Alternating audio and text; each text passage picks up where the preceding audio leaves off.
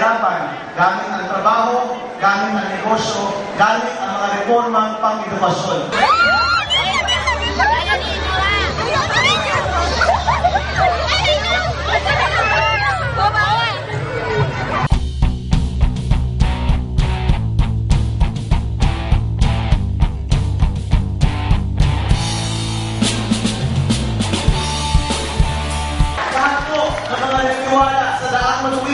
Lahat po ng mga naniniwala sa good governance. Lahat po ng mga nagnanais na magandang kinabukasan sa ating bayan. Kasama under the leadership at kasama ng ating Presidente, yan po ang PPOY.